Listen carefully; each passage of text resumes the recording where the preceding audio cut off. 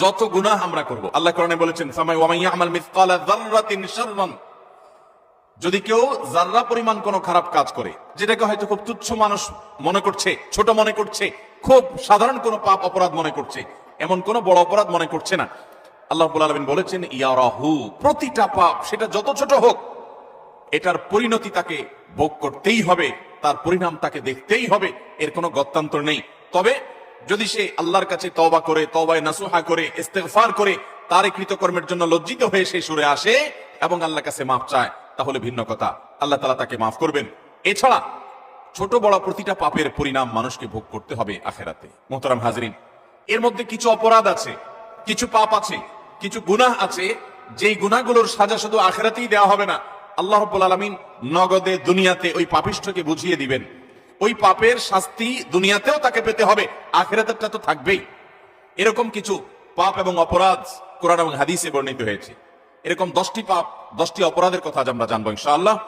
এর ভিতরে সর্বপ্রথম, যেই অপরাধ করার শাস্তি শুধু আখিরাতে দেওয়া হবে না, আখিরাতের শাস্তি তো দেওয়া হবেই। যে সমস্ত মহিলারা তাদের স্বামীর ব্যাপারে অভিযোগের কোনো শেষ নাই, যে আমার স্বামীটা মানুষ ভালো না, বোন, আপনি যদি এই খারাপ মানুষটার সাথে ধৈর্য ধারণ করে দুনিয়ার জীবনটাকে আপনি পার করে দেন, এই আশায় যে সবর এবং ধৈর্যের বিনিময়ে জান্নাত পাওয়া যায়, তো 50, 30, 40 বছরের দাম্পত্য জীবন দেখতে দেখতে শেষ হয়ে যাবে।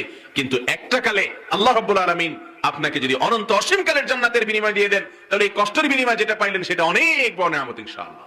ঠিক এরা বলেন ভাইরা আমার, আমাদের দেশে মা বোনদের থেকে তালাকের পরিমাণ দিন দিন বেড়ে চলেছে এবং পত্রিকার রিপোর্ট বলছে শিক্ষিতা মেয়েদের মধ্যে বা শিক্ষিত দম্পতিদের মধ্যে তালাকের হার, বিচ্ছেদের হার তুলনামূলক গ্রামে গঞ্জে মানুষ যারা আছেন বা শিক্ষা দীক্ষা যারা একটু পিছিয়ে আছেন, তাদের চাইতে তথাকথিত শিক্ষিতদের মধ্যে তালাকের পরিমাণ অনেক বেশি। এর কারণ কি? এর কারণ আমার মনে হয় আমরা সবাই কম বেশ জানি। আল্লাহ রাব্বুল আলামিন এই ভয়াবহ অবস্থা থেকে আমাদেরকে হেফাজত করুন, বলুন আমিন।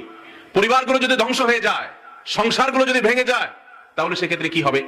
মুসলমানদের সবচেয়ে বড় সম্পদগুলোর একটা হলো এই পারিবারিক সৌন্দর্য এবং বন্ধন। আল্লাহ রাব্বুল আলামিন এটা রক্ষা করতে চান। কনসিস্টেন্ট রিভিশনে থাকতে হবে, মুরাজা করতে হবে এই কোরআনকে হেফজ করে ফেলা এটা সহজ, কিন্তু এটাকে টিকিয়ে রাখা বড় কঠিন। যারা তোমরা হেফজ কমপ্লিট করেছো, হাফাজাতুল কোরআন, তোমাদেরকে উদ্দেশ্য করে আল্লাহ রাসূল সাল্লাল্লাহু আলাইহি ওয়া আলিহি ওয়াসাল্লাম বলেন যে তাআহাদুল কোরআন, তোমরা ডেইলি বেসিসে কোরআনকে কি করো? রিভাইজ করো, রিভিশন দাও, মুরাজা করো, এটাকে সম্মান করো। কেননা পোষ মানানো হয়নি এরকম কোন বন্য ওট যদি এটা রশি ছেড়ে দেওয়া হয়, এটা যেমনি ছুটে পালায়, দৌড়ে পালায়, এটার ফিরে আনা যেমনি কঠিন, কোরআন হেফজ করার পরে, মুখস্থ করার পরে কেউ যদি ভুলে যায়, ওইটারে আবার রিভাইভ করা তার চেয়ে বেশি কঠিন। এবং আল্লাহ রাসূল সাল্লাল্লাহু আলাইহি ওয়া আলিহি ওয়াসাল্লাম তিনিও যাতে ভুলে না যান বারবার কোরআন পড়তেন, বারবার রিভাইজ করতেন। রাসূল সাল্লাল্লাহু আলাইহি ওয়াসাল্লামের কষ্ট হয়ে যেত, ফলে আল্লাহ তাআলা বলেছেন নবী আপনি তাড়াহুড়ো করে এত